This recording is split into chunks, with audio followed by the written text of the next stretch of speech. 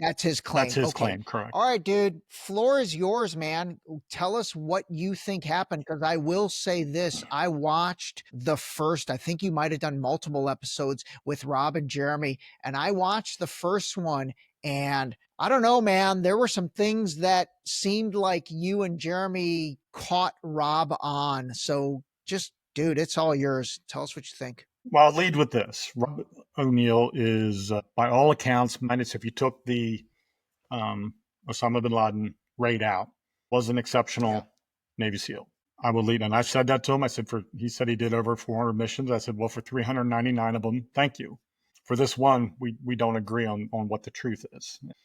Rob will consistently say that the Navy SEALs approved his book that he wrote. There were 2 books written from that mission. One was written by Mark Owen, whose real name is Matt Bissonette, who was a member of SEAL Team Matt 6, Bissonette. and Rob O'Neill. Oh, okay, okay. You know, it's Bissonette, funny yeah, with a during that B. episode with Jeremy, you guys kept saying Matt, and I thought they were talking about you. So then I realized, oh shit, that's a totally different Matt. Okay, so there were 2 books written. Rob's book said he killed him because obviously it's his book, and then you're saying there's another book from Matt who was also a Navy SEAL 6 on that same mission. Holy shit! Correct. So everyone before that mission had to sign a non-disclosure agreement. Matt Bissonette did not get Navy Special Warfare or the Department of Navy's approval to write his book. He did not ask for a waiver of the NDA. Rob did. Now, what the government does when you write a book, they're not checking it for facts. They're checking it to make sure you're not disclosing any confidential classified information, and that you're not releasing any tactics, training, and tactics and trainings and principles (TTPs) in it. So nothing that would expose what you do for a living to someone else that they could then use against you. So when Rob says his book was the only one approved, it was, but not for what the content was. It was just approved because they said there was no classified information and no TTPs. So he's very, he says a partial truth, but doesn't give the contextual details of how it was approved. So we talked about Job Price a little bit.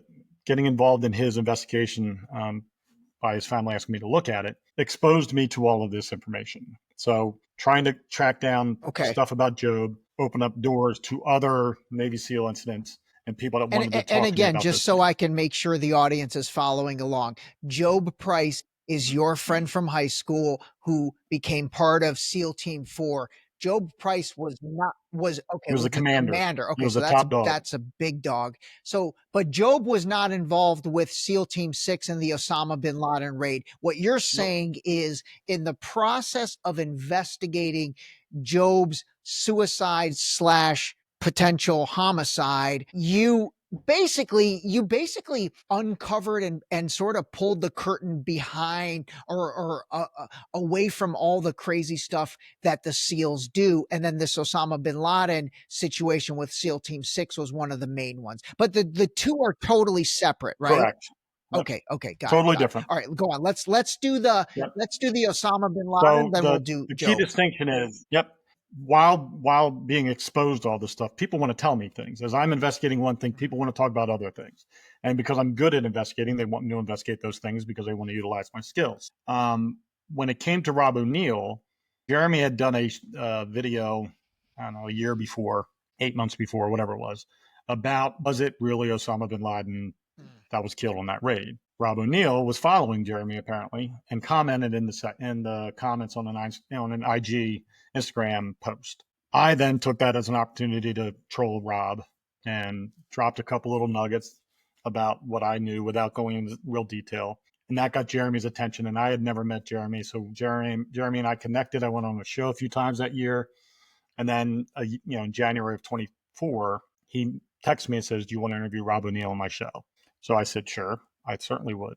So I had information given to me about that raid that was not public knowledge. I knew the names of some people whose names are not public knowledge. And I had privy to a recorded debrief that occurred immediately after the raid and the contents of that.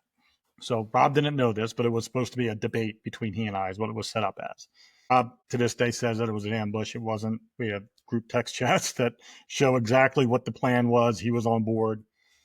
So much so that he did 2 more interviews afterwards. So we get on the interview, and my goal was to let Rob talk because Rob loves to talk. Rob wants to tell his story. He's told the story thousands of times. I've watched every video he ever did in an interview, and no one had ever challenged him on any of the facts of the incident itself. Want the full truth? Watch the full Deep Shallow Dive interview next. And hit subscribe if you're done with narratives and ready to call a spade a spade.